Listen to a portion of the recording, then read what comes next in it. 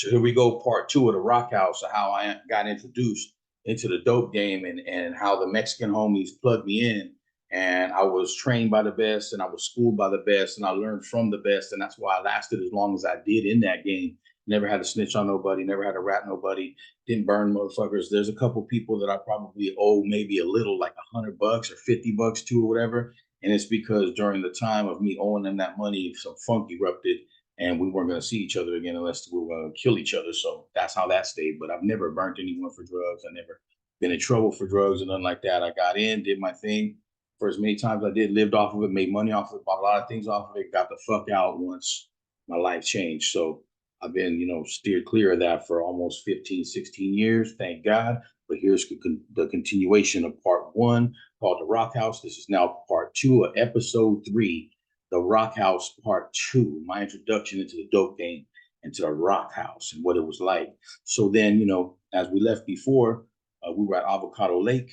Me and Juan had the conversation. He wanted to plug me in with the other dude that Freddie's hiring. And, when we get back to the house, to our apartment where we now live, where he moved us to, because he's living with us because he got my sister pregnant. So him and my sister got one of the rooms. My mom's got a room. Me and my brother's got a room. So yeah, we get back from the lake and shower up. Me and him shower up first, bam, bam, get dressed. And he's like, all right. He had told my mom, hey, Robert's going to come over here to make some money. My mom's like, oh, I don't want him to get in trouble. He's like, no, don't worry about it. It's not like that. The way we're going to do it, we do it till it gets hot. Once they get hot, we get the fuck out of there. Whether it could be a week, 2 weeks, 3 weeks, a month, 2, 3 months, however you can go until they're coming knocking on the door, flashing the spotlight at the door, or trying to lurk around with flashlights to see if anybody's in the back or through the windows, see what's going on in there. And so yeah, we get dressed. He had a 76 El Camino, dark burgundy, kind of faded paint, but no dents in it. Really nice. 410s in the back. Slumping Kenwood or Alpine pull out in that motherfucker, whatever. But we went out there and he drove me to the spot. And it was crazy because I've been to this spot on McKinley and West at the corner, right next to where it's like a little shop right there. And then there's these apartments right next to it. It's on the southeast corner of McKinley and West in Fresno, California. There's these apartments where there's one on the bottom and 2 on top. There's only 3 of them in that one little lot. And you can park on the side street right there. My tia used to live in the one on the top to the furthest top to the east. There's one apartment to the top east, and then there's one to the west, and then there's the one on the bottom. They had the one on the bottom. My brother-in-law and Freddie, Juan and Freddie had went in together, got the dope house together. They got the dope together. And I'm responding for my brother-in-law, Juan, and then this other guy they introduced me to that they found sleeping under a tree, Roding Park. He came here by himself from Monterrey, Nuevo León, Mexico. He came there by himself. They were at the park and they noticed him sleeping under a tree and asked him if he wanted a job. He said, yeah. So he had nowhere to stay. He was homeless. So they brought him there. So he's going to be living at the dope house. Man, okay, I got to pause this real quick. I'm getting a call. Pause it and we'll come back. So yeah, sorry about that. I got a phone call, but yeah. So this guy they found at the park, he called himself Miguel and Javier. He said his name was Javier. So they take me to the house right there. We go in there. That dude is there that they found. That dude Javier that they found at Roding Park, sleeping under a tree. Right, the homeless dude from Mexico. He's my age. We're the same age. We're both 15, going on 16. And he's a young dude, and he came all the way from Monterrey, Nuevo León, from Monterrey. He came all the way by himself with a group of other Mexican dudes, but he didn't know who they were. They just crossed up the border together. And like I said, this is 1992. So they cut all the dope up. They show us what a dime is, show us what a 10 is, nothing less than $10. They show us, what we give. If they want 100, we give them 5 20s or 10 dimes, whatever we got. They don't know nothing about weight. Back then, drug addicts, smokers didn't know what a 16th, what an 8-ball, what a quarter ounce was. They only bought 10s and 20s. You know what I'm saying? They didn't never, if they had $100, it would be 5 20s. They didn't know nothing about getting it wholesale, price. They knew nothing about that. So you made your money, you made a killing. Well, they introduced us, like Juan and Freddie were already deep in this game for 3-4 years from Mexico, youngsters, both 17, 18 years old. and they're teaching us younger than them. So they cut everything up. They told us how much everything was worth and what the count was going to be. And one night we both got to be there, but one night one person holds the dough, holds the money, and he that way he has to count. The other one watches his back. You know what I'm saying? And then the next day, like I'll watch his back, and he's the one, and like that back and forth, and then they just split the money up at the end of the week. And they paid us $50 a day to do that. I didn't give a fuck. Like to me, I was like, all the music I've been listening to, all the shit I already have been seeing on the street, because I really wasn't getting mixed into a lot of it in the street at that time. But I knew a lot of people, and I was connected to the street, and had a family doing things in the street. And me personally, just a couple of GTAs. I hadn't done nothing yet. Now I'm learning how to sell dope in this house. And that was the first ever dope spot, Rawkhouse. That was the crack house. That was the spot. That was the Rawkhouse. That was where, back then, hey man, there's a Rawkhouse over here. You would hear, but this was after we had been doing it. Back then, there wasn't really a lot of people with dope houses like that. And so, man, I just remember that first night, like we went through $1,300 worth of dope in like fucking 4 hours. You know what I'm saying? And they told us what to do. Hey, when we run out, right before we run out, give them a call, and give them a call. Bam, bam. They'll run it back down. They'll drop it off. They take the money, and that's how it worked.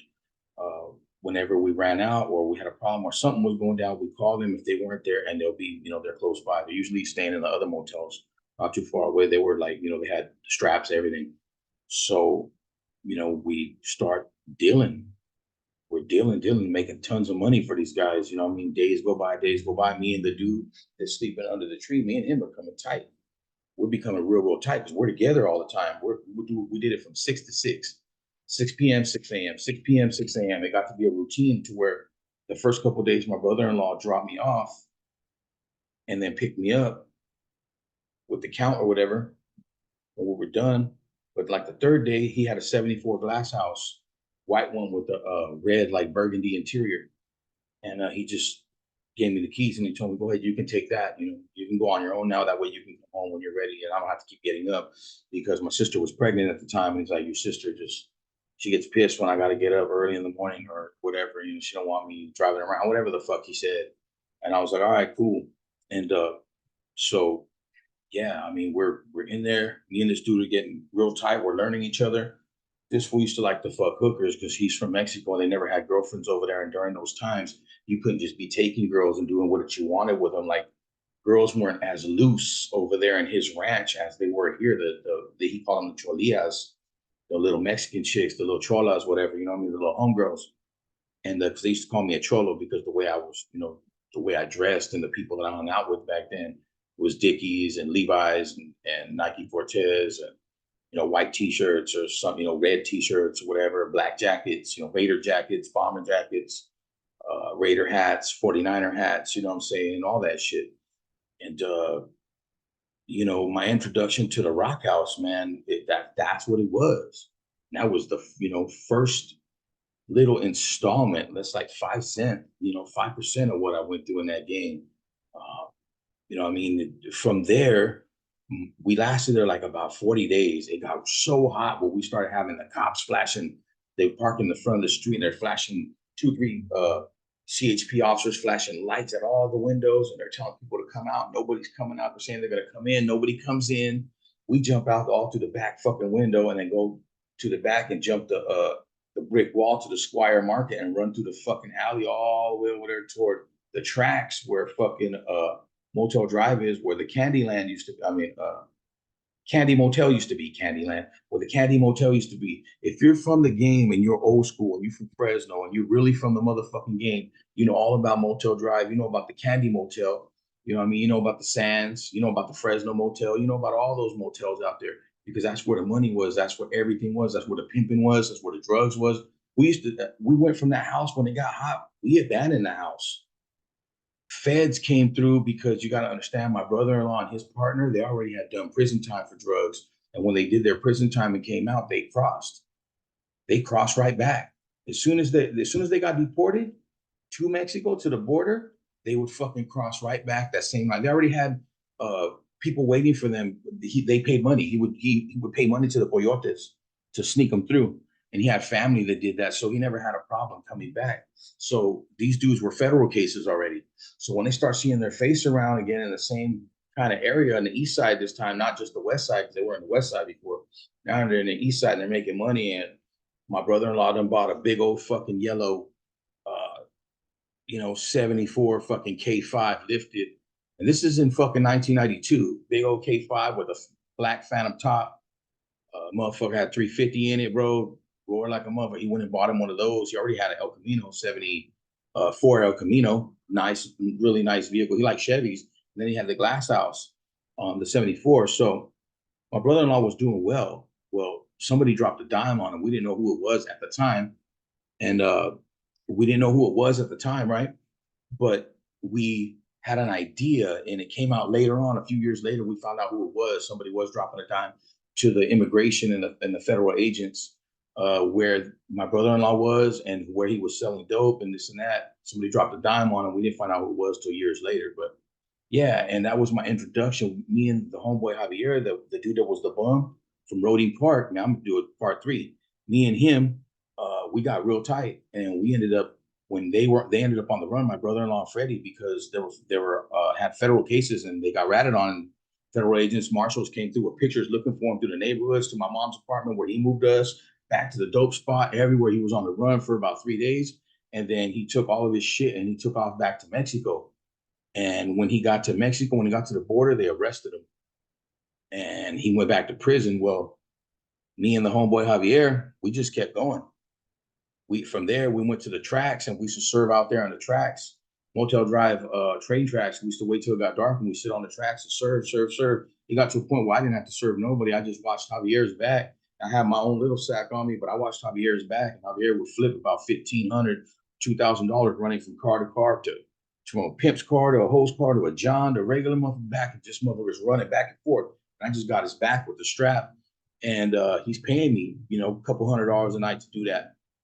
And then I'm selling my own shit. I got gaining my own customers on the pager and all that shit, meeting a lot of people out there. And that's how I got introduced to the dope game and to the Rawkhouse. I'm gonna have to do a part 3 on this.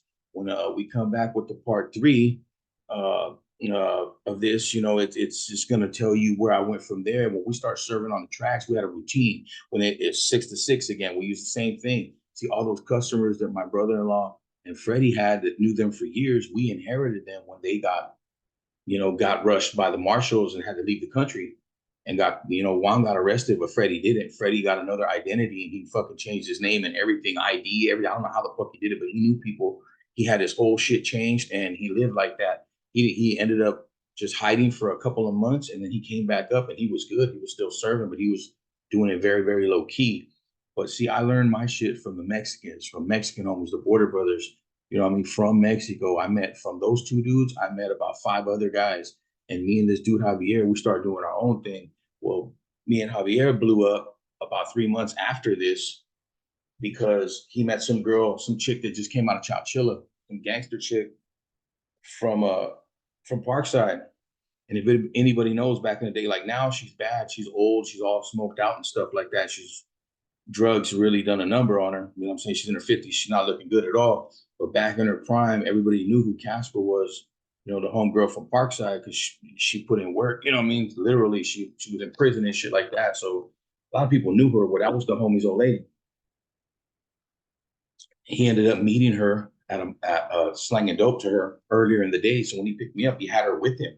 And she kind of drew a wedge between me and him, to where she's like, you don't need him driving you around and watching your back. I'm a gangster bitch, and I'm from here. I'll do it. So he ended up cutting me out 3 days later of all my brother-in-law and Freddie's customers. He ended up cutting me out of that and keeping the customers on his own. But I had built up my own little clientele from sitting on the tracks. When he was running, I had my own dope. If he was running out there and someone walked up, I was serving, boom, boom. So I made my own little on the side, about 150, 150, maybe $175, $200 on a good night on the side. So I'd come home with some money. I was making money. So building my clientele.